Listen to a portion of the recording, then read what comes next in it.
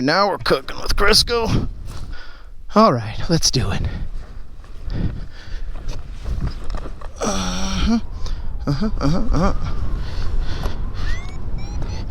And we're in the air.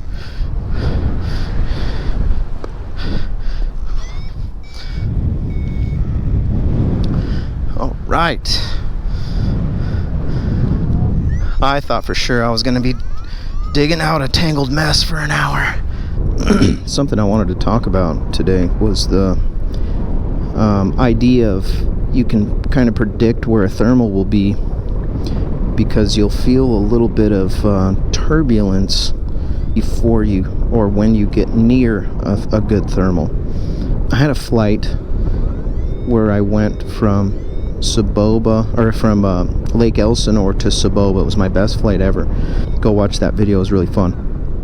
But my variometer died about halfway through the flight, so I had to do like the more complicated part of the flight without any kind of instrument help. And I could have turned my Fly Sky High app on and made it work, but I realized that after the fact, I think the having to fly by feel and really trusting the natural senses of going up and down, and also feeling really strong thermals kind of made the difference. Sorry, I didn't realize how much altitude I lost. Yeah, and so I realized that the instruments do help. Obviously, I do like having a variometer if I have the option. But when the rubber met the road, my best flight has been without one. And so I fought through a bunch of really strong thermals and dealt with some pretty intense situations.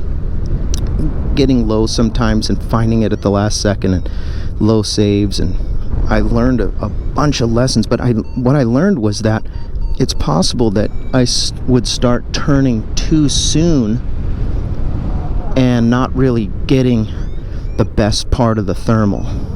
And then you feel like, okay, well, it's telling me that I'm going up, but you start turning too soon and you miss the better part of the thermal. Thermals, before you actually get into the main part of the thermal, and so we'll just call it a disturbance. So you'll feel a little disturbance of the air, and that's maybe the jetties coming off the side of the thermal, or the little swirls, or whatever you want to call them. And